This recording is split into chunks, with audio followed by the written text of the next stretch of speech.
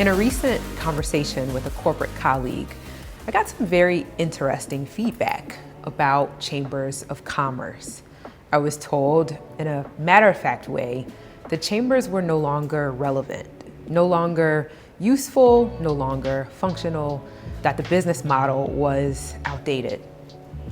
So I decided to take it upon myself to sit down with a few friends in the chamber business.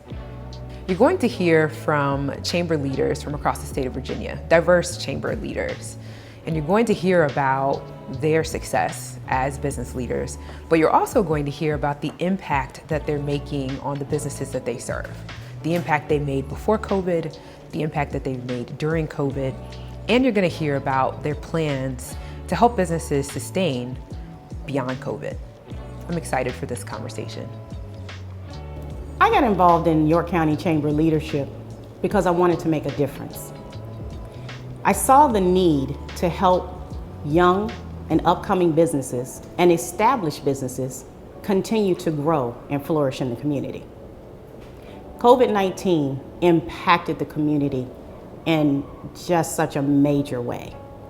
So by being involved in the chamber, I was able to keep the lines of communication open between business leaders and our local government.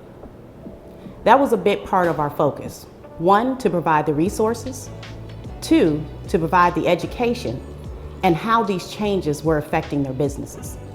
But we also became a voice for our business leaders back to the leadership, to the government, to let them know how this was affecting their businesses and the changes that they needed, and they needed them soon. So I was lucky enough to get involved with the Metropolitan Business League after an extensive career with Special Olympics Virginia.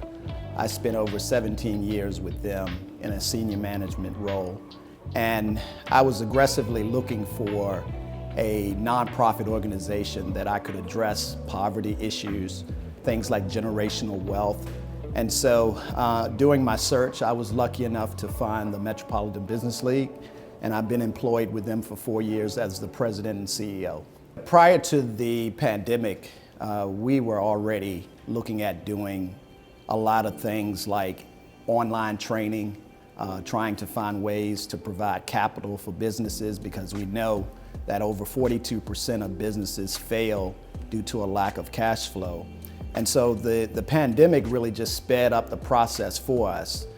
Since then, we've been able to create a portfolio of loan opportunities and grants to provide support to small women and minority-owned businesses. And not only that, we've been able to partner with agencies like Startup Virginia, where we're able to provide an entrepreneurship certificate course that will allow business owners to really continue to educate themselves, especially during these unprecedented times, so that they can do this training when it's more conducive to their schedules. I got involved with the Asian Business Association of Hampton Roads because I felt that I could be of use to this organization. I have skills, I'm an attorney, but why did I become an attorney? To help people, to solve problems. And I saw that this association was together to solve problems of a community that could not speak on its own. With our Asian community, our business owners, they come from another country, they don't speak the language well, they may even have names that are hard to pronounce, so they can't just walk up to you and go, "Hi, my name is Mandy Holliday and I'd like to do business with you." So it was difficult for them. So our association is very, very helpful in breaking those language barriers that frequently is a problem when you're starting a business, which is hard in of itself. But if you don't speak the language, you don't know how to fill out the proper paperwork, you don't even know that you have to get a business license, it's awesome that you have a local association like ours that you can turn to. And you always need an attorney. Hey, if this was the perfect world and we had peace in the streets, you wouldn't need an attorney. So I felt like I, with my skills, would be very useful to this local organization. So COVID, unprecedented. And what we found was, remember, Asians were being blamed for COVID, the pandemic. We had business owners very much afraid for their businesses in two ways. One, it was being shut down, but also the discrimination and the prejudice and the stereotyping that went on. And so what we were able to do was we joined up with many other Asian organizations. It's the power of many. And we were able to convince the Virginia Department of Health through our governor saying, can you please add on your dashboard the breakdown of Asian so that we can show that our Asian community had such a low rate of COVID, that the danger was not there that people were thinking that there was, that if you went to an Asian restaurant that you would definitely catch COVID. That was very important for our business owners. We also reached out, we have a cross-cultural exchange committee that's been deterred a little bit by COVID restrictions, but we were able to reach across to other chambers of commerce, to other business organizations, and what we hope as we come out of this COVID, that we've now been able to combine the efforts of everyone and that we can understand each other's cultures. And that is the best thing for local businesses. Asian American community since the 1980s have not been very well recognized in the Commonwealth of Virginia due to their linguistic and cultural barriers. Virginia Asian Chamber of Commerce started as a business advocacy center where we provide educational workshops and forums, as well as certification and industry education, enabling Asian Americans to move out of isolation and become more involved with American mainstream. From there, we provide additional services, and today Asian Americans represent an important, powerful community in the United States and in the Commonwealth. The greatest impact Virginia Asian Chamber of Commerce provided to the Asian community at large is very much sealed into the advocacy mission of the organization. Asian Americans as an ethnic minority group has been not well understood by mainstream America and among each other because of their diversity. Therefore, business advocacy and social economic advocacy have allowed us to fight for Asian Americans to go through the hardship of COVID.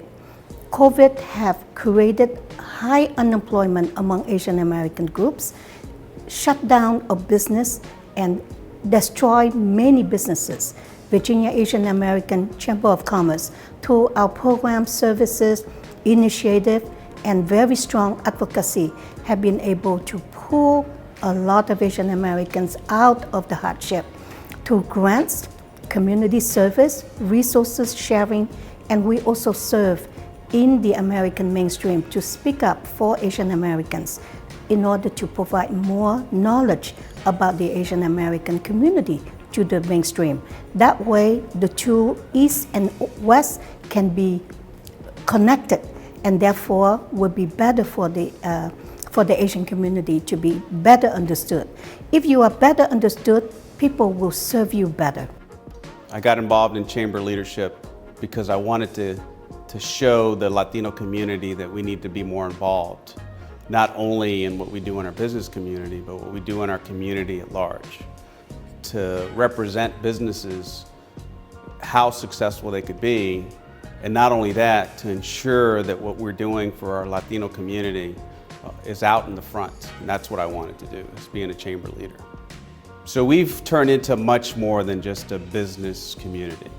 We are helping the entire community, from vaccination drives to food drives to voter registration, information and signups. But not only that, we have been the voice for the Latino community at large, not just for business. Minority communities were, and still are, disproportionately impacted as a result of COVID. And we've really seen nonprofit organizations stepping up to serve these communities in an amazing way. What are your thoughts? Well, absolutely. What we found was that, a lot of organizations kind of filled the gap.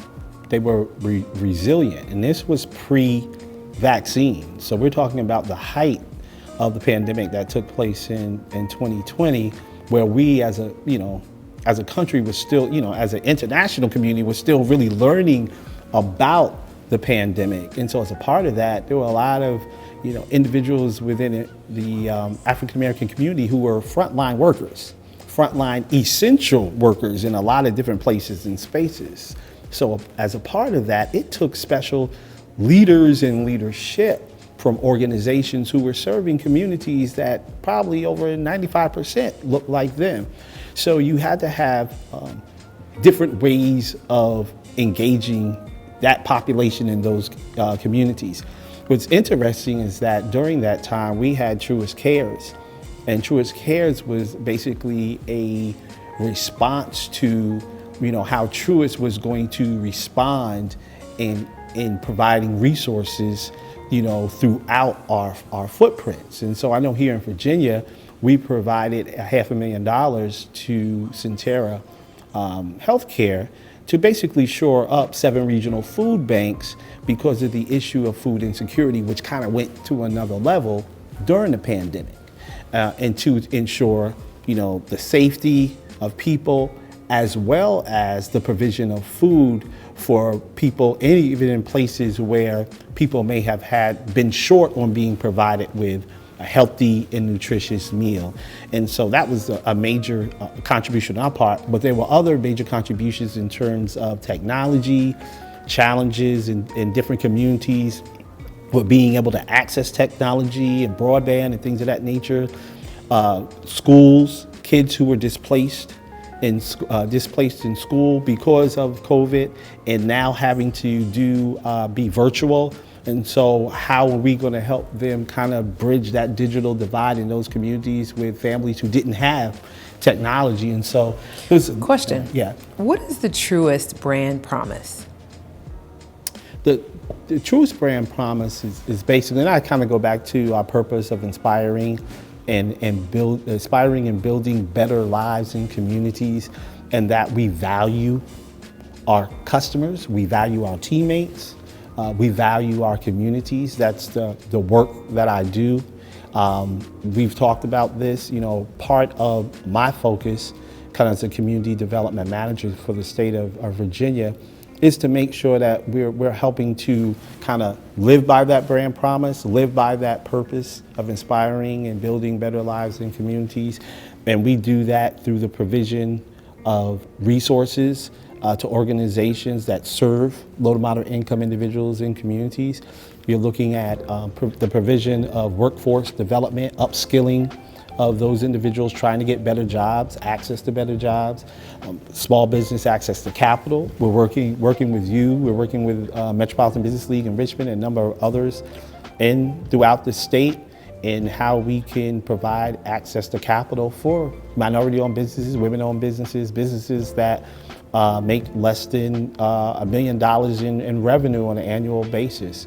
And so, you know, lastly, affordable housing, which is a critical issue that we're experiencing. And as you and I both know, if you don't have a permanent address, it's hard to get and keep a job. And then lastly, just essential community services. And we've seen how important that was throughout the pandemic. Healthcare, social services, food insecurity, some of the basic tenets of life that we're basically trying to make sure that people are kind of level set.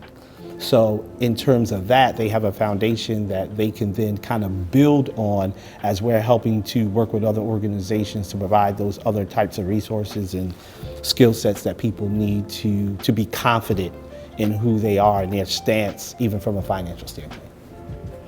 We really see Truist as a critical partner in our service delivery model. I want to thank you for the work that you do. You're welcome.